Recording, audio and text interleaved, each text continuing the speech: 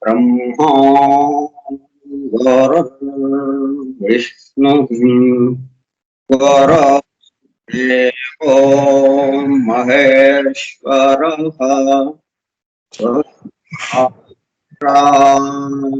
परं ब्रह्मा तस्मै श्री गुरवे नमः।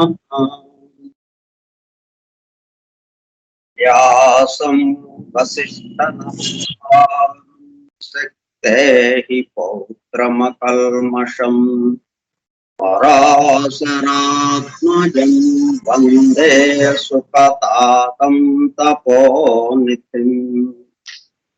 क्लाम्बरधरं विष्णुं शशिवर्णं चतुर्भुजं प्रसन्नवदनं ध्यायेत् सर्वविघ्नोपशान्तये। अगज आनन पद्मार्कं गजाननमहर्निशम् अनेकदं तं भक्तानाम् एकदन्तमुपास्महे।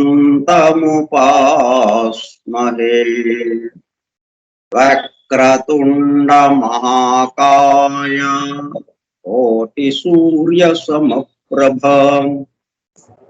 निर्विघ्नं मे देवा सर्वकार्येषु सर्वदा। सरस्वती नमस्तुभ्यम्।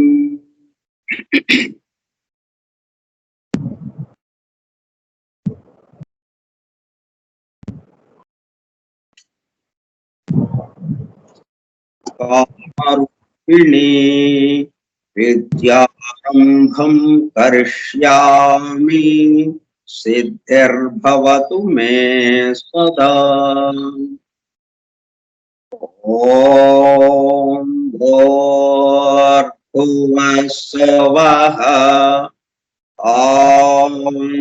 तत्सवितुर्वरेण्यम्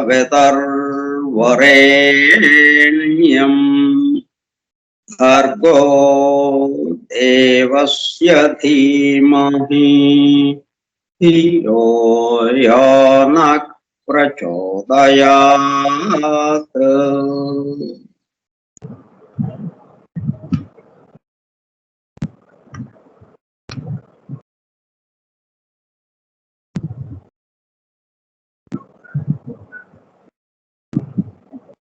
वासुदेव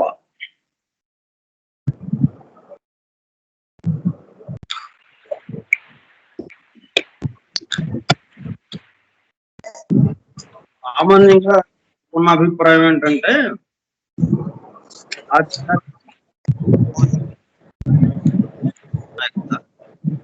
ఈ భౌతికం వేరు ఆధ్యాత్మికత వేరు అనే పాయింట్ లో ఎక్కువ మంది ఉంటాం. అందువల్ల ఆధ్యాత్మిక విషయాలు అంటే ఈ భౌతిక విషయాలకి సంబంధం లేదు, దీనికి దూరంగా వెళ్ళిపోవడం. లేకపోతే మనకి ఏదైనా కష్టాల నుంచి తప్పించడానికి ఏమన్నా ప్రార్థనలు, పూజలు ఇటువంటివి చేస్తే మనం ఏదైనా ఆ కష్టాల నుంచి బయట కట్టెక్కడానికి వీలు ఉందా, అటువంటి అంతవరకు వస్తుందన్నమాట.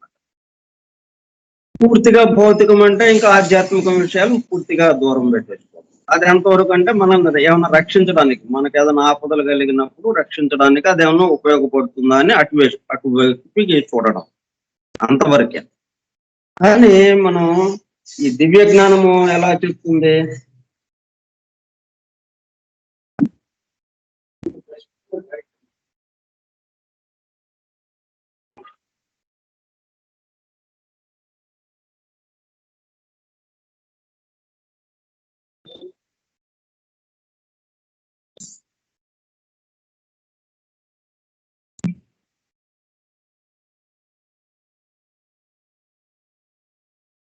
రాఘవరావు గారు సౌండ్ వినపడట్లేదు.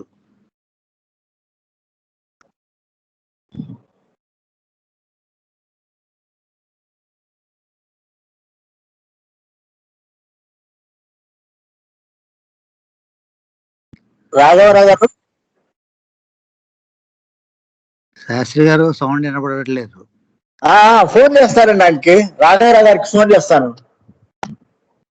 Right right.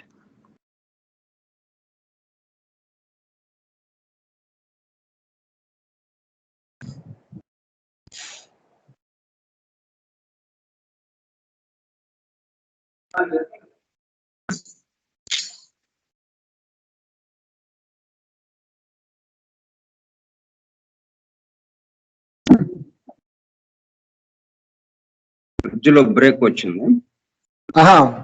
ఓకే. సంబంధించినప్పటికల్లా ఈ రెండింటి మధ్యన భేదం లేదు, సరిహద్దులు లేవు, రెండు కలిసిపోయి ఒకటే. ఆధ్యాత్మిక జీవితం వేరు, భౌతిక జీవితం వేరు అనేది కాకుండా ఈ భౌతిక జీవితంలో ఉంటూనే ఆధ్యాత్మిక జీవితాన్ని గడుపుతాం, యోగమయ జీవితంగా మనం మలుచుకోవడం. మన పనులు ఏమాత్రం తేడా ఉండదు, అంతకుముందే ఎట్లా చేసుకున్నామో అలాగే చేసుకుంటూ ఉంటాం. వాటి యొక్క భావంలో మార్పుతో మనం ముందుకు వెళ్ళటానికి వీలవుతుంది. ఏంటంటే ఇక్కడ అంతగా ఇంట్రెస్ట్ ఉండదు.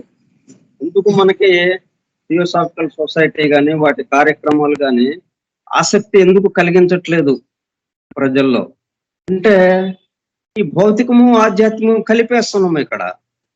అది వాళ్ళకి మింగుడు పట్టడం లేదన్నమాట. కొంచెం టైం తీసుకుంటుంది, వస్తుంది దానికి. ఇది కొన్ని వందల సంవత్సరాలకి సంబంధించిన కార్యక్రమం. వాళ్ళ రేపట్లో హఠాత్తుగా ఊడిపడేది కాదనమాట. క్రమంగా మన ప్రయత్నం మనం చేస్తూ ఉంటే నెమ్మదిగా అందరిలోకి అది చొచ్చుకుపోతుంది. ఇప్పటి వరకు మనం ఎవరు చెప్పినా ఆధ్యాత్మిక జీవితాన్ని వేరు చేసి చెప్తున్నారు, భౌతిక జీవితానికి సంబంధం లేదన్నట్టుగా చెప్తున్నారు. అందుకని మనం చెప్పేది కొత్త రకంగా ఉంది కాబట్టి కొంచెం అందుకోవటం ఆలస్యం. ఫోరం ఫర్ ట్రూత్ సేకర్స్, సత్యాన్వేషకుల బృందం, టెక్స్ట్ బుక్ ఆఫ్ థియోసఫీ, దివ్య జ్ఞాన ప్రబోధిని గ్రంథ పఠనము మరియు అధ్యయనము కార్యక్రమము. 13వ పాఠము 13/9/2021 సోమవారము సాయంత్రం 4:30 గంటలు.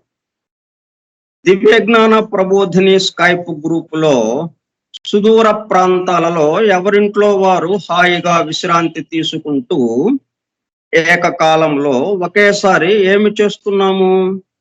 వింటున్నాము. ఏమి వింటున్నాము? 1888 సంవత్సరంలో, అనగా దాదాపు 133 సంవత్సరముల క్రితము, the synthesis of science, religion and philosophy, శాస్త్రము, మతము మరియు తాత్వికతల సమన్వయ రూపముగా పరమ గురువులు సమస్త మానవాళి ఆధ్యాత్మిక అభివృద్ధి కొరకు మేడం హెలెనా పెట్రోవ్నా బ్లవెట్స్కీ ద్వారా ప్రప్రథమముగా ప్రస్తుత సైంటిఫిక్ యుగంలో భౌతికతలో కూరుకుపోయిన మానవాళిని భౌతికత నుండి ఆధ్యాత్మికత వైపుకు మరల్చడానికి, అలానే పూర్తిగా ఆధ్యాత్మికత వైపుకు రమ్మని వారి ఉద్దేశము కాదు. అదే సమయంలో ఆధ్యాత్మికతల మధ్య సామరస్యం, సమతూకము, బ్యాలెన్స్ ను నిలపడానికి అందింపబడిన చెప్తాను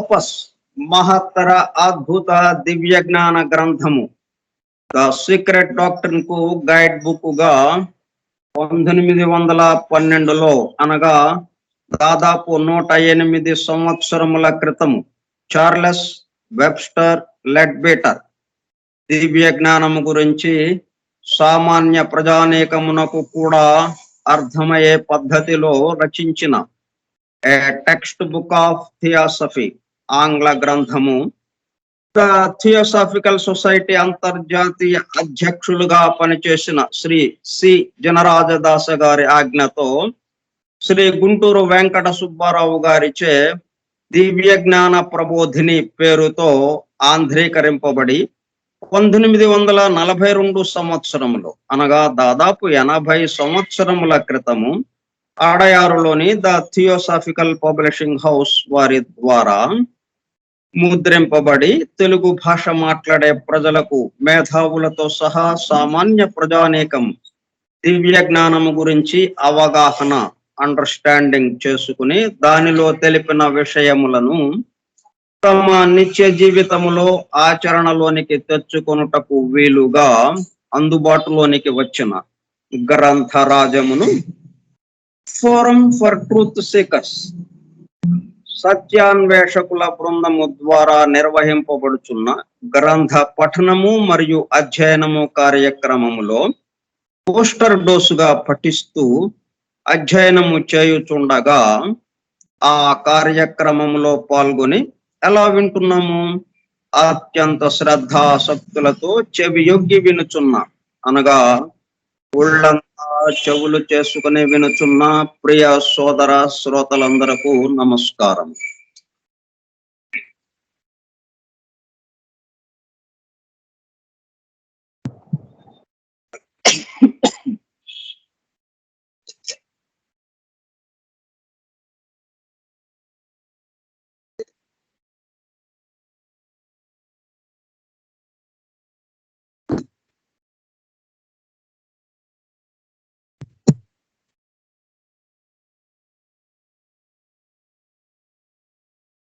దివ్య జ్ఞాన ప్రబోధిని యోగి లెడ్బేటర్ గారు రాసిన టెక్స్ట్ బుక్ ఆఫ్ థియాసఫీకి ఆంధ్రీకరణము గుంటూరు వెంకట సుబ్బారావు చే ఆంధ్రీకరింపబడినది. అడయారు థియోసాఫికల్ పబ్లిషింగ్ హౌస్ వారిచే ప్రచురింపబడినది 1942 సంవత్సరం. నెమ్మదిగా సృష్టి లోపలికి వస్తున్నాం. ముందుగా దివ్య జ్ఞానం అంటే ఏంటో తెలుసుకున్నాం. బ్రహ్మము నుండి మానవుని వరకు ఏ పద్ధతిలో వస్తున్నదో కూడా కొంత వివరంగా తెలుసుకున్నాం. తర్వాత సౌర కుటుంబ నిర్మాణము తెలుసుకున్నాము. ఇప్పుడు జీవ పరిణామంలోకి వచ్చాము. అంటే స్టేజ్ అంతా రెడీ అయిపోయింది. ఇప్పుడు మనం విత్తు నాటాము. ఎక్కడ నాటాము? ఎక్కడైనా నాటొచ్చు. ఎక్కడ నాటినా అది మొక్కై మోనైపోతుంది, మొక్కై పెద్ద వృక్షంగా మారిపోతుంది. పలానా చోట నాటితేనే అది మొక్కయి వృక్షం అవుతుందని లేదు. మీరు ఎక్కడైనా వేయండి విత్తనం, అక్కడ పుట్టుకొస్తా ఉంది ఆ వృక్షం. ఎట్లాగా మరి అంటే ఈ సమస్త సృష్టి చోటంతా మొత్తం ప్రతి అణువు కూడా దేనికైనా సిద్ధంగా ఉన్నాయన్నమాట. ఆ విధంగా మొదటి ప్రసారం, రెండో ప్రసారం, ఈ రెండు ప్రసారాలు కూడా ఆ విధంగా రెడీ చేసి ఈ రెండో ప్రసారం ఎట్లాగా ఇంకా ముందుకు వస్తా ఉందో, ఏడో లోకంలోకి వచ్చిన తర్వాత ఏడో లోకంలో ఏమేంటి జరుగుతుందో మనం ఇప్పుడు తెలుసుకుంటున్నాం. మొదటి లోకంతోనే దేనికైనా సిద్ధంగా ఉండేటట్టుగా స్టేజ్ని రెడీ చేశారు. మనం గుర్తు చేసుకోవాలన్నమాట. అంటే ఈ చోటు మొత్తం ఒక ప్రసారంతో నిండి ఉన్నది అన్నమాట.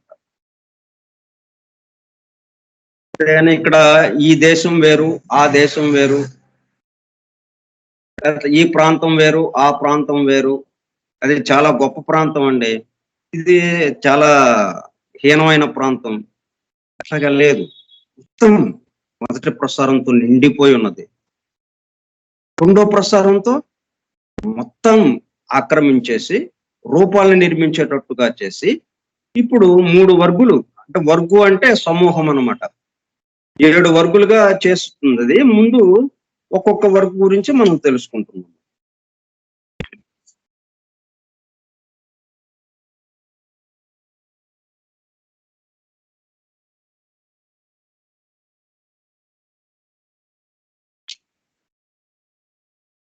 జీవ ప్రసారము ఉత్తమ మానసిక లోకమును చేరినప్పుడు అది దానిలోని అతి సూక్ష్మములైన మూల ద్రవ్యములను సమకూర్చి ఆ లోకమున పదార్థములను తగిన వానిగా నిర్మించి ఆ పదార్థములతో రూపములను నిర్మించి ఆ రూపములలో తాను నివసించు.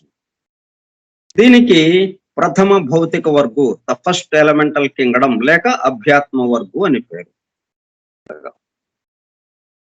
రకరకాలుగా తయారు చేస్తూ ఉందన్నమాట. ఇది వర్గు అంటే మనకి సమూహం.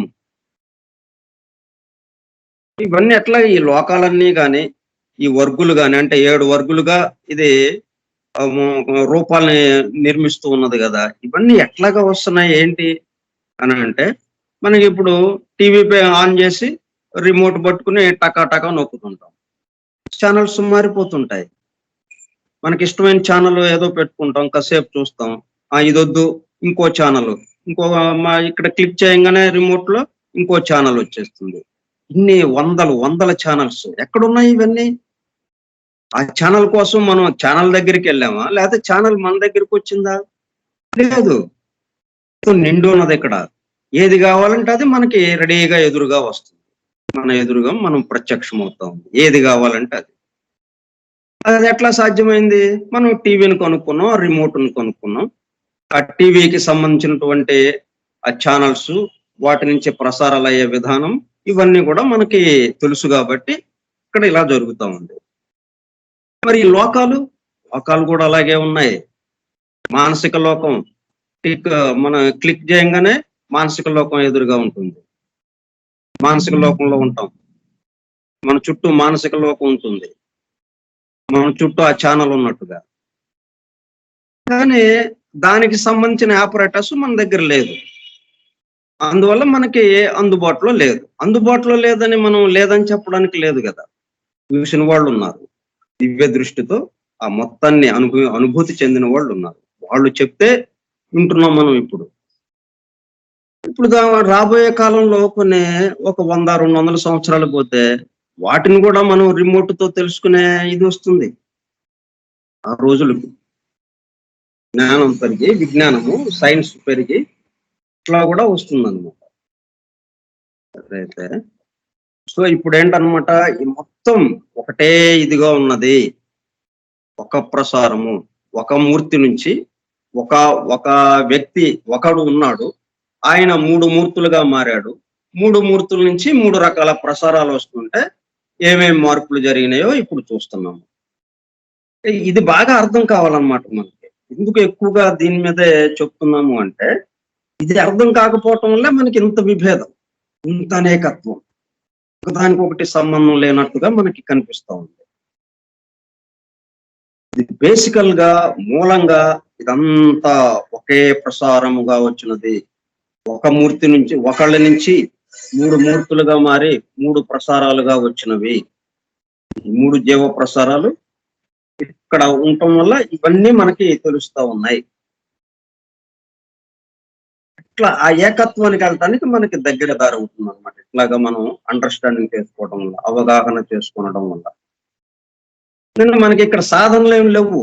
ఈ పద్ధతిలో మనకి మెడిటేషన్లు, లేకపోతే తపస్సులు, ధ్యానాలు, పూజలు ఏమి, ఉపాసనలు, నథింగ్ డూయింగ్, ఓన్లీ అండర్స్టాండింగ్. అంటే ఆయన ఒక కూర్పు, మొత్తం సమస్త సృష్టి ఏ విధంగా కూర్పు చేయబడింది, ఏ విధంగా అమర్చబడింది, ఇలాగా అనేటప్పటికల్లా దాంట్లోకి వెళ్ళిపోయాం మనం. ఇంకా మరుక్షణం ఏకత్వంలోకి వెళ్ళిపోతున్నాం అన్నమాట. అంత తేలిగ్గా ఉండేటట్టుగా ఇక్కడ అధ్యయనం జరుగుతూ ఉంది. ఆ విధంగా మనం సీక్రెట్ డాక్టర్ని ఇచ్చారు. ఈ దివ్య జ్ఞానం ఆ పద్ధతిలో అందింపబడింది అనమాట. ప్రథమ భౌతిక వర్గు. ఆ లోకములలో అంటే మానసిక లోకంలో వివిధ రూపములలో బహుదీర్ఘకాలము పరిణామమును పొందిన తరువాత ఇంతకాలము క్రిందకు దిగుటకు అంటే స్థూల లోకాల్లోకి ప్రవేశించుటకు విడవకుండా ప్రయత్నించుతున్న జీవతరంగము ఆ రూపములలో కొంతకాలము నివసించుచు కొంతకాలము వానిని విడిచిపెట్టుచునుండక వానిని శాశ్వతముగా ఆక్రమించి తనలో భాగముగా చేసుకొని వానితో పూర్తిగా తాదాత్మ్యమునందు. అంటే దీంట్లో మొదటి ప్రసారమే ఉందండి. ఈ ఈ చోట్ల ఇక్కడ ఈ ప్రాంతంలో మొదటి ప్రసారమే వరకే ఉందండి అంటానికి లేదు. 2 ప్రసారాలు కలిసిపోయి ఉన్నాయన్నమాట. ఇప్పుడు ఇక్కడ ఎక్కడ చూసుకున్నా సరే ఈ సమస్త లోకాలు ఎక్కడైనా కానీ మనం ఒక గోటితో అలాగా తీసి ఇదేంటండి అని చూద్దామంటే ఉడికి రాండంలో ఒక మెతుకును చూస్తే ఎట్లాగైతే అన్ని మెతుకులు ఎలాగైతే ఉంటాయో ఒక మెతుకు కూడా అలాగే ఉంటుందని మనకి ఎలాగో తెలుసో అట్లాగే ఏది తీసుకున్నా 2 ప్రసారాలు నిండిపోయి ఉన్నాయన్నమాట. మొత్తం తాదాత్మ్యం చెందుతున్నాయన్నమాట ఆయా రూపాలతో. 2వ ప్రసారం కూడా దాంతో మొదటి ప్రసారము 2వ ప్రసారము 2 కూడా అక్కడ ఉంటున్నాయి ఎక్కడ చూసినా సరే. కనుక ఇక ఈ లోకంలో నుంచి క్రింది లోకములలోని రూపములను తాత్కాలికముగా ఆరంభించగలదు. అదంతా పూర్తయిన తర్వాతే కిందకి దిగుతుందన్నమాట. ముద్ద మింగిన తర్వాతే మళ్ళీ ఇంకొక ముద్ద తీసుకుంటాడు అన్నట్టుగా. మొత్తం మానసిక లోకం అయిపోయింది, నీచ మానసిక లోకం అయిపోయింది, కామలోకానికి దిగుతారు అన్నమాట. ఆ తర్వాత భూలోకానికి దిగుతారు. కనుక నీ లోకంలో నుంచి క్రింది లోకంలోని రూపములను తాత్కాలికముగా ఆరంభించగలదు. ఈ స్థితికి వచ్చేసరికి అది 2వ భౌతిక వర్గు లేక సౌరాత్మ వర్గు అనబడు. ఈ వర్గులోని రూపములు నీచ మానసిక లోక భాగంలో నుండును గాని వానికి చైతన్యమునిచ్చు జీవము ఉత్తమ మానసిక లోక భాగంలో నుండి. అంటే మానసిక లోకాన్ని 2గా విభజించామని చెప్పుకున్నాం. మిగతా లోకాలన్నీ ఒక్కొక్కటిగానే ఉన్నాయి. మానసిక లోకం వచ్చేటప్పటికల్లా 2గా విభజించాం. ఎందుకంటే ఇది మనకి సరిహద్దు లాంటిది అనమాట. ఒక సరిహద్దులో ఒకవైపేమో అవతల దేశంతో ఉంటుంది, ఒకవైపు యువతల దేశంతో ఉంటుంది. సరిహద్దు దగ్గర రేఖ మరి వీళ్ళు ఆ కంచె వేస్తారు కదా, కంచెకి ఒక పక్కనే ఉంటుంది ఇంకొక దేశం, ఆ పక్క దేశం. కంచెకి ఇటువైపు మన దేశం అన్నట్టుగా రెండు దేశాలకి సంబంధించిన ఇది ఉంటుంది కదా ఆ కంచెను అనుకుని. అట్లాగే ఈ మానసిక లోకానికి వచ్చేటప్పటికల్లా 2 భాగాలు అయినాయి అన్నమాట. ఉత్తమ మానసిక లోకము, నీచ మానసిక లోకము. ఈ ఉత్తమ మానసిక లోకం ఏంటి? మనకి ఆ పైన ఉన్నటువంటి లోకాలు ఏవైతే ఉన్నాయో, బుద్ధి లోకము, అంతర్వాణి లోకము అన్నాం కదా. అంతర్వాణి, తర్వాత తురియాత్మ, బ్రహ్మలోకము, ఆత్మలోకము, ఇవన్నీ ఇట్లా బ్రహ్మలోకం దాకా కనెక్షన్ ఉండేటట్టుగా ఏదైతే ఉన్నాయో అవి ఉత్తమ మానసిక లోకం అటువైపుగా ఉంటుంది అన్నమాట. ఇక సరిహద్దుకి ఇటువైపు ఏంటి? దిగున ఇటువైపు వచ్చేసి నీచ మానసిక లోకం, కామలోకం, భౌతిక లోకం. ఇట్లా ఇవి ఈ మాదిరిగా ఇటుంటుంది అనమాట. సో మానసిక లోకము రెండిటితోనూ అది వ్యవహరిస్తూ ఉంటుంది అనమాట. ఇది కీలకమైన ప్రదేశం, కీలకమైన స్థానం ఇది. మనం ఇటువైపు తిరిగితే నీచ మానసిక లోకము, కామలోకము, భూలోకము, వీటికి సంబంధించిన విషయాలతోనే మన జీవితం గడిచిపోతూ ఉంటుంది. కొంచెం అటువైపు చూసామనుకోండి, ఉత్తమమైన విషయాలు, ఉత్తమ మానసిక లోకం, తర్వాత అంతర్వాణి లోకం, బుద్ధి లోకము, ఆత్మలోకము, తురియాత్మ, బ్రహ్మలోకము, ఇట్లాగా వాటికి సంబంధించినటువంటి అత్యున్నతమైనటువంటి విషయాలు ఏవైతే ఉన్నాయో, అంటే మొత్తం ఏకత్వానికి సంబంధించిన విషయాలు. అత్యున్నతం అంటే ఏం లేదు, ఇక్కడ ఉన్న విషయం ఏంటి? ఏకత్వం. అది భూలోకానికి ఇట్లాగా ఈ స్థూలానికి దిగేటప్పుడు కల్లా ఏమైంది? అనేకత్వం అయింది. మనం ఏకత్వాన్నేమో ఉన్నతమైన అని పదాన్ని వాడుతున్నాము, ఈ అనేకత్వాన్నేమో నీచమైనది, నీచము అన్న పదాన్ని వాడుతున్నాము. ఎందుకంటే ఏం లేదు, అదే కిందకి దిగింది, దాని యొక్క ప్రతిబింబం. ఉన్నతమైనది అని ఏదైతే అనుకుంటున్నామో మనం, దాని యొక్క ప్రతిబింబం అన్నమాట ఇది. అంటే తిరగబడ్డది అది ఇక్కడ. దాంతో స్థూలంగా అనేకత్వం వచ్చింది. తిరిగి అంత దీర్ఘకాలము గడిచిన తరువాత క్రింది లోకములలోనికి దిగు ప్రయత్నము వల్ల ఒత్తిడి పనిచేస్తూ ఉంది. ఆ ఒత్తిడి వల్ల ఏంటి ఇంకా కిందకి ఇంకా ఎంత దూరం వెళ్ళొచ్చు మనం అన్నట్టుగా కిందకి దిగుతూ ఉందన్నమాట. ఇంకొకసారి జీవము రూపముతో తాదాత్మ్యము నొంది నీచ మానసిక లోక భాగంలో నివాసం ఏర్పరచుకుని అక్కడ నుంచి కామలోకమునందల రూపములకు చైతన్యము కలిగించుటకు సమర్థము. ఈ అవస్థ యందు ఇది 3వ భౌతిక వర్గు లేక చంద్రాత్మ వర్గు అనబడుతుంది. ఇప్పుడు 3 వర్గులు మనకి మొత్తం 7 వర్గులకి సంబంధించి 3 వర్గులు మనకి గమనికలోకి వచ్చింది. మొదటిది భౌతిక వర్గు, ఎలమెంటల్ కింగ్డమ్, అది ఉత్తమ మానసిక లోకంలో. తర్వాత సౌరాత్మ వర్గు, అది నీచ మానసిక లోకంలో. ఆ తర్వాత చంద్రాత్మ వర్గు, ఇది కామలోకంలో. అంటే ఆయా రూపాలకి సంబంధించి ఆ రూపాల్లో నిర్మించడం, ఆ రూపాలకి చైతన్యంగా తాను ప్రవేశించి చైతన్యం అవడం, అవన్నీ కూడా వాటిని మొత్తంగా ఆక్రమించడం, ఈ 2వ జీవ ప్రసారం. 3 భౌతిక వర్గులు మనకి ఇప్పుడు కామలోకం వరకు వచ్చాం. ఇంకా అక్కడి నుంచి అక్కడతో ఆగిపోదు కదా, ఇంకా కిందకి దిగాలి. ఎక్కడ దాకా? ఇక మళ్ళీ వెనక్కి తిరగటమే అన్నట్టుగా ఉండేదాకా, ఇంకా ముందుకు వెళ్ళటానికి లేదు అన్నదాకా అది వస్తూనే ఉంటుందండి. ఇది ఎందుకని? మనకి భగవంతుడి కేసు వెళ్ళేటప్పుడు అక్కడ కూడా ఇంతే, అక్కడతో ఆగిపోతుంది. మనకి ఎన్నో ఆలోచనలు గమనిస్తున్నాం, తెలుస్తుంది, వింటున్నాము, అన్ని తెలుస్తూ ఉన్నాయి. అలాగా వెళుతున్నాం. ఒక చోట ఇంకా ఏమీ లేని పరిస్థితి, ప్రశాంతత, అసలు గమనించేది కూడా పోయింది మనకి, అటువంటి స్థితి. అక్కడి నుంచి లేదు ఇక. అట్లా ఈ రెండిటి మధ్యన ఈ బంతాట జరుగుతూ ఉందన్నమాట. అటేమో ఒక పక్కన ఒకడెవడైతే ఉన్నాడో పరమాత్మ వాడు, ఇటువైపు పూర్తిగా భిన్నత్వంగా అనేకత్వంగా ఉన్న ఒక వైపు. ఈ రెండిటి మధ్యన జరుగుతూ ఉందన్నమాట ఇదంతా. ఇప్పుడు ఈ అనేకత్వం దేని యొక్క ప్రతిబింబం అన్నమాట? పరమాత్మ యొక్క ప్రతిబింబం. ఇది ఎక్కడ ఇట్లాగా ప్రతిబింబంగా మారింది? మనస్సు దగ్గర ఇక్కడ డిఫరెన్షియేషన్ వచ్చింది. అప్పటి వరకు ఒకటిగానే ఆ తెలివితోనే, ఆ ఎరుకతోనే, ఏకము అన్న ఎరుకతోనే దిగుతూ వస్తుంది. ఎప్పుడైతే ఉత్తమ మానసిక లోకంలో నుంచి నీచ మానసిక లోకానికి అడుగుపెట్టిందో వెంటనే మార్పు రావడం మొదలెట్టింది. అది సరిహద్దు అన్నమాట.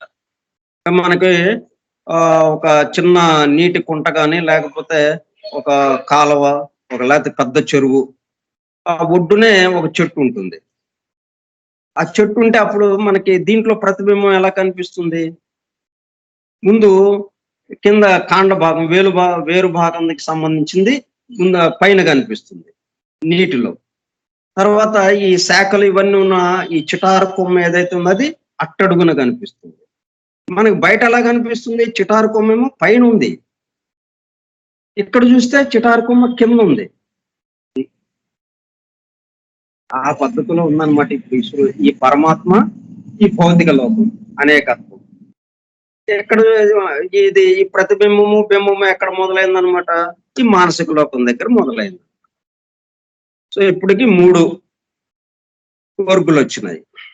ఈ రూపములన్నిటినీ ఒకదానితో నొకదానిని పోల్చి ఒకదానికంటే నొకటి సూక్ష్మమని గాని స్థూలమని గాని ఎందుము.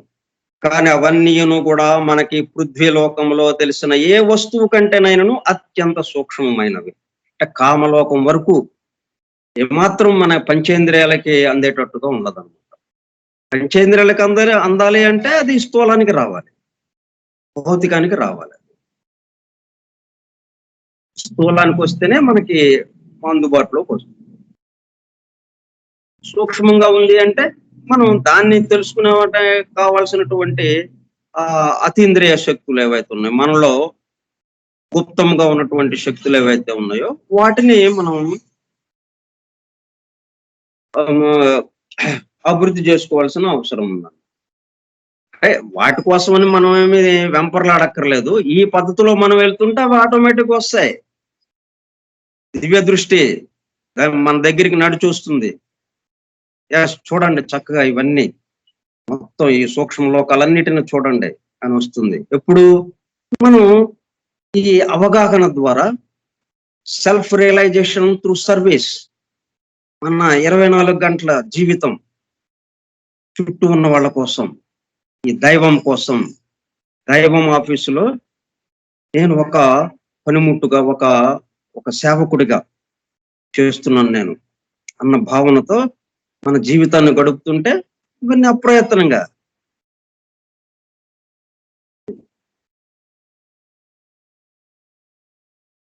అవన్నీ కూడా మనకి పృథ్వీ లోకంలో తెలిసిన ఏ వస్తువు కంటేనైనను అత్యంత సూక్ష్మమైనవి. ఈ 3 వర్గులలో ప్రతి వర్గులో చేరిన వివిధ రూపముల ఆవిష్కరణమునందు మనకు తెలిసిన జంతు వర్గులోను ఔషధి వర్గులోను ఎన్ని జాతి భేదములు ఉన్నవో అన్ని జాతి భేదములు కనపడు. మనం వృక్షానికి సంబంధించింది, జంతువులకి సంబంధించింది ఎంతెంత అనేకత్వం, ఎంత భిన్నత్వం ఉంది, ఎన్ని రకాలు. అట్లాగే ఇప్పుడు ఈ 3 వర్గులు కూడా ఎన్నో రకాల జీవులు అన్నమాట, ఎన్నో రకాలు. అవన్నీ మనకి అంత వివరంగా చెప్పుకోవాల్సిన అవసరం లేదు కాబట్టి ఈ పద్ధతిలో ఉంది అని చెప్పుకుంటున్నాం మనం. జీవము 3వ భౌతిక వర్గులోని రూపములకు చైతన్యముకు కావలసిన బహు దీర్ఘకాలము గడిచిన పిదప మొత్తం అన్ని అయిపోయినాయా లేదా? చిట్ట చివరి రూపం కూడా పూర్తిగా ఆక్రమించామా లేదా? దానికి చైతన్యముగా అయ్యామా లేదా? టోటల్. ఇక ఆ లోకంలో ఇంకా మొత్తం సమస్తం రూపాలు తనవైనవి, సమస్త రూపాలు చైతన్యంగా మారిపోయింది, సమస్త రూపాలని ఆక్రమించేసింది. 2వ ప్రసారం కంప్లీటెడ్. అప్పుడు ఏం జరుగుతుందన్నమాట? ఆ రూపములతో తాదాత్మ్యము పొంది అక్కడ నుంచి ఖనిజ వర్గులోని ఆకాశతత్వ స్వరూపములలో ప్రవేశించి వానికి చైతన్యము. ఇప్పుడు ఖనిజ వర్గులోని ఆకాశతత్వం అన్నమాట, ఏథరిక్. ఖనిజ వర్గులోని ఆకాశతత్వ స్వరూపములలో ప్రవేశించి అంటే సూక్ష్మంగా ఉండేది వానికి చైతన్యము. ఖనిజ వర్గులో కూడా నోషధలలోను జంతువులలోను వలె ప్రాణం ఉన్నది. ఇది ఏ ప్రసారం మనకు వస్తా ఉంది? జీవ ప్రసారం, చైతన్యం, ప్రాణంతో కూడుకున్నది, ప్రాణశక్తితో కూడుకున్నది ఇది. కాబట్టి ఎక్కడ చూసినా మనకి ప్రాణశక్తితో నిండి ఉన్నది. ఎందుకంటే 2వ ప్రసారం లేకుండా అసలు లోనే లేదు చోటు. ఈ చోటు సమస్తము మొదటి ప్రసారంతో ఎలాగైతే నిండి ఉన్నదో అలాగే 2వ ప్రసారంతో కూడా నిండి ఉన్నది. ఈ 2వ ప్రసారం ఏంటి? చైతన్యం. ఆ భగవంతుని యొక్క చైతన్యము, జీవశక్తి క్రమక్రమంగా దిగుతూ వస్తూ ఉందన్నమాట. అంటే ఎక్కడ ఏది చూసినా సరే చైతన్యంతో నిండి ఉన్నది, అంటే ప్రాణశక్తితో నిండి ఉన్నది. అప్పుడు ఇది ఇసుక రేణువా లేకపోతే వృక్షమా జంతువా? ఇంకా వెనక్కి ఇసుక రేణువు కన్నా ఇంకా వెనక్కి వెళితే అన్ని కూడా చైతన్యంతో కూడి ఉన్నది, ప్రాణశక్తితో కూడి ఉన్నది. ఖనిజ వర్గులో కూడా నోషధలలోను జంతువులలోను వలె ప్రాణం ఉన్నది. కానీ వానిలో ప్రాణము అంత స్వేచ్ఛగా నావిష్కరించదగిన స్థితిలోనూ ఉండదు, నిద్రాణ స్థితిలో ఉంటుందన్నమాట. ఖనిజ వర్గు పరిణామంలో కూడా ఇది వరకు వలనే క్రింది వర్గులలోనికి దిగు ప్రయత్నము, స్థూలతర వర్గులలోనికి దిగు ప్రయత్నం అంటే ఒత్తిడి వల్ల జీవతరంగము ఆ ఆకాశతత్వ స్వరూపములతో తాదాత్మ్యం ఉంది. అక్కడ నుంచి ఖనిజములలో మన ఇంద్రియములకు గోచరించు స్థూల వస్తువులకు చైతన్యము కలిగించుతుంది. ఇప్పుడు మనం చెప్పుకునే 4 భాగాలు చెప్పుకుంటాం కదా: ఖనిజ వర్గు, ఖనిజము, ఖనిజము నుంచి వృక్షము, వృక్షము నుంచి జంతువు, జంతు స్థితి నుంచి నరస్థితి అన్నట్టుగా మనం చెప్పుకుంటాం కదా. ఈ ఖనిజ వర్గుకి ఇప్పుడు వచ్చింది అనమాట. అంటే ఇప్పుడు మనకి కంటికి కనపడేది, మన పంచేంద్రియాలకి తెలిసేది అనమాట ఇది. అంతకు ముందున్న ఖనిజ వర్గు ఆకాశతత్వ పదార్థంతో తయారైంది, ఈథర్తో. కాబట్టి ఆకాశం ఎట్లాగైతే మనకి ఖాళీగా కనిపిస్తుందో అవన్నీ ఖాళీగా మనకి కంటికి కనబడేది కాదన్నమాట. దివ్య దృష్టికి చూస్తేనే తెలుస్తుంది అది, దివ్య దృష్టికి. సో ఇప్పుడు ఖనిజ వర్గులోకి వచ్చి దిగిందనమాట ఆ జీవ ప్రసారం. ఖనిజ వర్గులో మనము సామాన్యముగా ఖనిజములు అంటే భూగర్భంలో పుట్టినవి అనునవియే గాక ద్రవములు, వాయువులు, ఇంకను పాశ్చాత్య భౌతిక శాస్త్ర పండితులకు తెలియని అనేక రకముల సూక్ష్మ పదార్థములను కూడా చేరును. అంటే ఇంకా రాబోయే కాలంలో, రాబోయే కొన్ని వందల సంవత్సరాల్లో సైంటిస్టులు ఏమైతే కనిపెడతారో, అంటే సైంటిస్టులు కనిపెడుతున్నారంటే అర్థం ఏంటి, దానికి సంబంధించిన యాపరేటస్ రెడీ చేసుకుంటున్నారు. అందువల్ల అవి తెలుస్తున్నాయి వాళ్ళకి. అంతకుముందు ఎక్స్రే లేదు కాబట్టి దేహంలో ఏంటి ఎలాగున్నాయి అవి అనేది తెలియలేదు మనకు. ఎక్స్రే వచ్చిన తర్వాత దేహంలో ఆ ఎముక మొత్తం ఎముకలు ఎలాగున్నాయో, ఆ లోపల ఉన్నటువంటి అవయవాలు ఎలాగున్నాయో అవన్నీ మనకి బహిర్గతమై.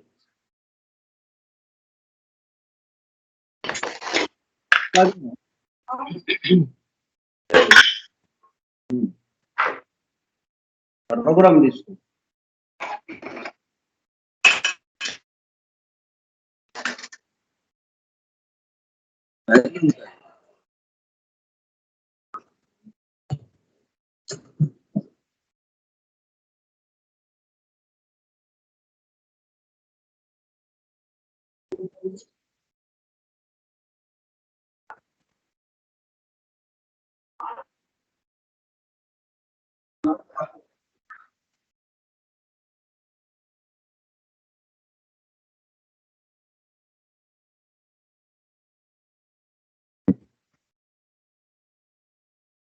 ఇవి చాలా ముఖ్యమైన విషయాలు అన్నమాట.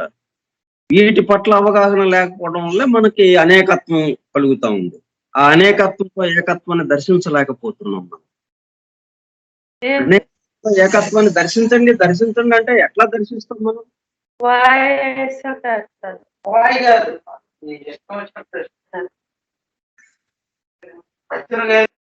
సూక్ష్మ పదార్థములను కూడా చేరు. మనకేమాత్రమైనను తెలిసిన పదార్థమంతయు ఏముంది? పదార్థమంతలో ప్రాణము గలదియే, దానిలోనున్న జీవము నిరంతరము పరిణమించుచునున్నదియే. ప్రాణం ఉండటమే కాదు, నిరంతరము పరిణమించటం, అభివృద్ధి చెందటం. మనం పుట్టాము, పుట్టినప్పుడు ఎలాగున్నాం మనం? అక్కడి నుంచి ప్రతి క్షణం ఎప్పుడన్నా అభివృద్ధి ఆగిందా? ఇప్పటి వరకు ప్రతి క్షణం వృద్ధి చెందుతూనే ఉంది మన దేహం. దేహం, మనస్సు, ప్రాణము అన్ని అభివృద్ధి చెందుతూనే ఉన్నాయి. పుట్టినప్పుడు లాగానే ఉన్నాము మనం, లేం కదా. అట్లా ఈ ప్రాణము కూడా ప్రతి క్షణం పరిణమించుతూనే ఉన్నదన్నమాట. పరిణమిస్తూ తర్వాత స్థితికి బాగా. ఎందుకు ఈ పరిణమించటం? ఎందుకు నది ప్రవహించటం? నది పుట్టింది ఒక చోట బొట్టుగా, కొండల్లో కోణల్లో బాగా జలపాతాలుగా కిందకి దిగింది, మైదానానికి వచ్చింది. మైదానం నుంచి సముద్రంలోకి. ఎందుకు? దాని యొక్క ప్రయాణం ముందుకి ఒక్క క్షణం కూడా ఆగలేదు. అది పుట్టిన దగ్గర నుంచి ఒక్క క్షణం అక్కడ లేదు. బొట్టు కింద పడిందంటే పుట్టిన చోట అక్కడ ఆగలేదు, వెంటనే కిందకి. నీరు పల్ల మెరుగు అని అంటాం. అలాగా ఎక్కడికి పరిగెత్తుంది, ఎక్కడికి మళ్ళీ మనం ఎట్లాగా వచ్చాము, ఎక్కడికి వచ్చాము? ఏకత్వానికి అలాగా పరిణమించటం అన్నమాట. ఇది ఆ ప్రాణం కూడా అలాగే పరిణమిస్తూ ఉన్నది. ఆ చైతన్యం, ఆ జీవము, దానిలోనున్న జీవము నిరంతరము పరిణమించుచున్నదియే. జీవము ఖనిజ వర్గులో మధ్యమ స్థానమునకు వచ్చేసరికి క్రిందికి స్థూలతర ప్రకృతిలోనికి దిగు ప్రయత్నము నిలిచిపోవును. ఈ మొత్తానికి ఏంటనమాట, ఈ కిందకి దిగటం ఆగిపోయింది. పైన ఎట్లాగైతే ఆగిపోయిన ప్రదేశం ఎలాగైతే ఉందో, ఇక ఆ తర్వాత లేదన్నట్టుగా ఉంది కదా పరమాత్మ. ఆ తర్వాత లేదు, మొత్తం ఆయనగా మారిపోయింది. అట్లాగే కిందకు వచ్చినప్పుడు కల్లా ఈ స్థూలతమ లోకం, ఇక స్థూలతర ప్రకృతి ఇక లేదు, ఇక్కడతో ఆగిపోయింది. అంటే దాని యొక్క ప్రతిబింబము కాబట్టి ఆగటం అనేది ఉందన్నమాట. ఆయనే కదా కిందకి దిగింది, దానివల్ల దిగు ప్రయత్నము నిలిచిపోవును. ఇక అప్పుడు నుంచి ఏమవుతుందన్నమాట, దానికి బదులు పైకి లేవవలెనను ఉద్దేశం అగపడును. ఇప్పుడు దాకా ఒత్తిడి ఏంటి? ఒత్తిడే పనిచేస్తూ ఉంది. అంతకు ముందు నుంచి కూడా ఒత్తిడి పనిచేసింది. ఒత్తిడి ఎలాగ పనిచేసింది? కిందకెళ్ళాలి కిందకెళ్ళాలి అని చెప్పి కిందకెళ్ళాలి అని పనిచేసింది. కిందకు వచ్చేసింది. కిందకు వస్తే ఇంకా దారి దొరకలేదు కాబట్టి ఇంకా పైకి లేవాలి. అంతేగాని ఇక్కడతో మనకి కిందకి రావాలనుకున్నాం కదా, వచ్చేసాము, ఇంకెందుకు హాయిగా ఇక్కడ కూర్చుందాం, పడుకుందాం, జీవిద్దాం, ఇంకెక్కడికి వెళ్దాం, హాయిగా ఉంది ఇక్కడ కూర్చుందాం అని అనుకోవట్లేదు. అది ఎందుకు ఎక్కడ ఆగుతుంది? మళ్ళీ ప్రారంభించిన చోటుకు వెళ్ళినప్పుడే ఆగేది. అది అట్లాగా బిగించాడు అనమాట. ఇది ఆ బిగింపు, ఆ అమరిక అలాగా బిగించాడు సృష్టికర్త. తన నుంచి బయలువెడలే ప్రతి తరంగము, ప్రతి జీవ ప్రసారం ఎక్కడికి వెళ్తుంది? వెళ్ళి స్థూలతరమ ప్రకృతిలోకి దిగి మళ్ళీ అక్కడి నుంచి తన దగ్గరికి రావటం. ముందుకు వెళ్తూనే ఉంటుంది అభివృద్ధి. కాబట్టి మా జీవితం ఇంతేనండి, ఇంకా ముందుకు పనికిరాం మనం అనుకుంటాం, కానీ అభివృద్ధి జరుగుతుంది. దాంట్లో భాగం ఇది. ఇప్పుడు ఎందుకు పనికిరాని వాళ్ళము కొంతకాలానికి అందరికీ పనికొచ్చే వాళ్ళం అవుతాం. ఇది మనం గుర్తుపెట్టుకోవాలి. అభివృద్ధి ప్రతి క్షణము ముందుకే, పరిణమించుట. ఎక్కడికి? హయ్యర్. దిగువకి అయిపోయింది మనది. మనం ఇప్పుడు ఎక్కడున్నాం? నరస్థితిలో ఉన్నాం మనందరం కూడా. కాబట్టి మనం చెప్పుకోవాల్సింది ఏంటి? ఇంకా పైకే, ఇంకా దిగువకి అనేది లేదు మన దగ్గర. మనం ఎట్లా వచ్చామా అనే దానికి ఒక ఊరికే ఇన్ఫర్మేషన్ కోసం, ఒక సమాచారం కోసం మనం కిందకి ఎలాగొచ్చాము అని చెప్పుకోవడం కోసం మనం ఇదంతా చెప్పుకున్నాం. కానీ ఇప్పుడు మన పరిస్థితి ఏంటి? మన ప్రయాణం, మనం ఎక్కడున్నాము? పరిణామంలో పైకి వెళ్తున్నాం, ఆయన దగ్గరికి వచ్చేస్తున్నాం. ఎందుకంటే ఖనిజ వర్గంలోనే షిఫ్ట్ అయిపోయింది పైకి. ఖనిజ వర్గం నుంచి మళ్ళీ వృక్ష వర్గం నుంచి మన జంతు వర్గం నుంచి నరస్థితి దాటేసి వచ్చాం మనం. అలాగా క్రిందికి దిగు ప్రయత్నము నిలిచిపోవును, దానికి బదులు పైకి లేవవలెనను ఉద్దేశము అగపడును. ఎంతటితో పైకి ఊపిరి విడుచుట ఆగిపోయి ఊపిరి లోనికి పీల్చుట ప్రారంభమైనది. ఇది మనకి ఈ సంకేతంగా ఎక్కడ పెట్టాడు? ఇది ఇటువంటిది గ్రేట్ బ్రెత్, శ్వాస ఏంటి జరుగుతుంది? ఫస్ట్ ఊపిరి పీలుస్తాం మనం. ఊపిరి పీల్చామంటే జన్మించాం. అప్పుడేగా మనకు తెలిసేది, అంతకుముందు మనకు తెలియదు. ఎక్కడున్నామో, ఏం చేస్తున్నామో ఇవన్నీ మనకు తెలియదు. శ్వాస పీల్చాము, పీలంగానే చేరమన్నాం, సరే ఇక్కడ జన్మించినట్టుగా తెలిసింది. శ్వాస ఎంతవరకు పీల్చగలం? కొంతవరకే. పీల్చి అక్కడితో ఆగిపోయింది. మళ్ళీ తర్వాత బయటకు విడవటం, పీల్చటం, విడవటం, ఉచ్ఛ్వాసము, నిశ్వాసము విడిచాము, అక్కడికి ఆగల. మళ్ళీ నిశ్వాసము విడవటం పూర్తవంగానే మళ్ళీ వెంటనే తీసుకోవటం ప్రారంభమైంది. తీసుకోవటం విడవటం. దీంట్లోనే ఉంది మొత్తం తాళం చెవి ఇదన్నమాట. అందుకే శ్వాస మీద ధ్యాస అని అందరూ, కొంతమంది శ్వాస మీద ధ్యాస అదొక తాళం చెవిలాగా ఇచ్చారన్నమాట. అంటే పరమాత్మని ఆ సెల్ఫ్ రియలైజేషన్, ఆత్మదర్శనానికి అదొక పద్ధతి అన్నట్టుగా. అంటే ఇటువంటి పద్ధతుల వల్ల ఏమవుతుందంటే మనం ఈ సృష్టి మొత్తానికి దూరం అవుతుంది. వచ్చిన బాధ. మన ఆత్మదర్శనం ఎలాగుండాలి? ఈ సమస్త జీవులతో కూడి ఉండాలి. సమస్త మానవాళితో కూడి ఉండాలి మన ఆత్మదర్శనం. అంతేగాని మన ఆత్మదర్శనం మనం ఒక్కడిది కాకూడదు. అప్పుడు పరిపూర్ణం అవుతుంది. అది మనం ఒక్కడితే అయితే అది పెండింగే, మళ్ళీ కిందకి రావటం. మనకి ఎప్పుడు దాకా అది పరిపూర్ణమయ్యేదాకా తిరుగుతూనే ఉంటాం అన్నమాట. ఊపిరిలోనికి పీల్చుట ప్రారంభమైనది. ఇప్పుడు ఖనిజ వరకు సగం నుంచి మనం పైకి ప్రయాణం ప్రారంభమైందన్న. మొత్తం 7 జీవ వర్గుల్లో ఎట్లాగా జరిగింది? భౌతిక వర్గు, అక్కడి నుంచి అంటే మానసిక లోకం. మానసిక లోకం నుంచే మనకి తెలియడం ప్రారంభించింది. అంతకు ముందు జరిగింది. అంతకు ముందు కూడా ఆ రెండో జీవ ప్రసారము కిందకి దిగుతూ వస్తూ ఉంది. కానీ అవి మనకు అంతగా అందుబాటులోకి రాలేదు. ప్రస్తుత కాలానికి కూడా అందుబాటులోకి వచ్చే రోజులు ఉంటాయి. ప్రస్తుత కాలంలో అందుబాటులోకి లేవు. ప్రస్తుత కాలంలో మనకు అందుబాటులోకి ఎక్కడ వచ్చినాయి?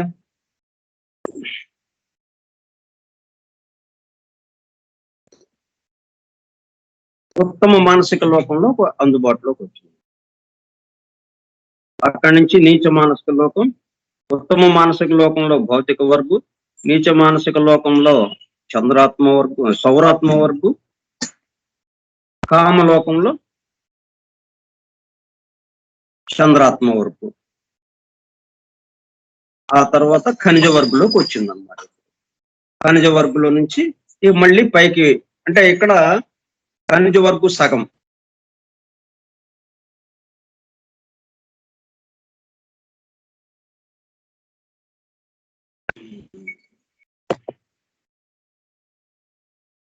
సో ఇప్పుడు మనం పైకి ప్రయాణం ప్రారంభమైంది.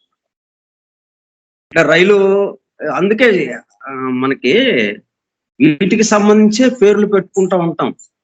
ట్రైన్ చూడండి, డౌన్ అప్ అని ఉంటుంది. ప్రారంభ స్టేషన్, మళ్ళీ అది ఎక్కడికో వెళ్తుంది కదా, వెళ్ళి మళ్ళీ వెనక్కి రావాలి ఇక్కడికి, అప్పుడు దాని కంప్లీట్ అయినట్టు అనమాట దాని ప్రయాణం.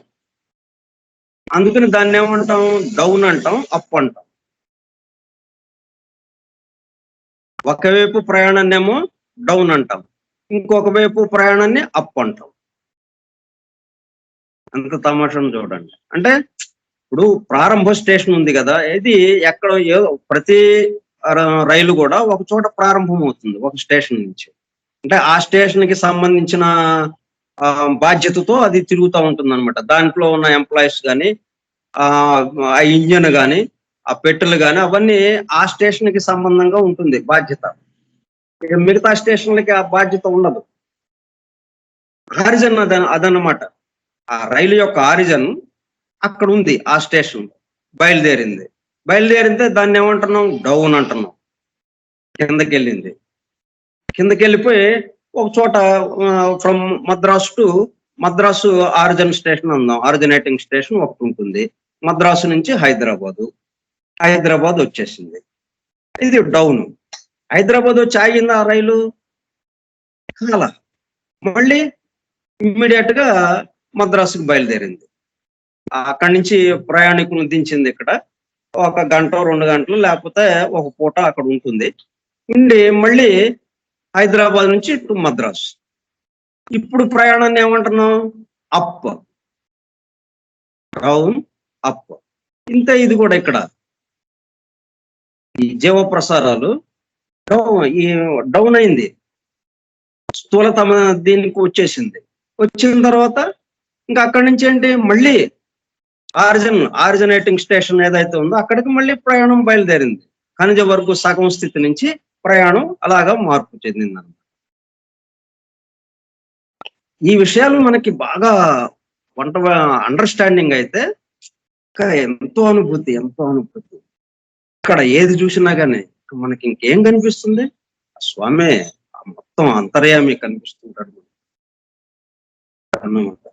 ఓకే, మిగతాది ఈ అప్వర్డ్ జర్నీ ఏదైతే ఉందో అది రేపు చెప్పుకుందాం.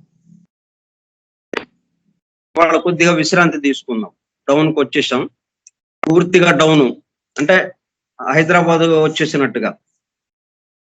ఇక్కడ కొంత విశ్రాంతి తీసుకుని ఈ పూట రేపు మళ్ళీ అప్వర్డ్ జర్నీ మొదలు పెడతాం. ఓకే. స్వస్తి ప్రజాభ్యః పరిపాలయంతాం న్యాయేన మార్గేణ మహీం మహిషాః ఓ బ్రాహ్మణేభ్యః శుభమస్తు నిత్యం లోకాః సమస్తాః సుఖినో భవంతు లోకాః సమస్తాః సుఖినో భవంతు లోకాః సమస్తాః సుఖినో భవంతు. ఓం శాంతి శాంతి శాంతి. అందరికీ ధన్యవాదములు ఓపికగా విన్నందుకు.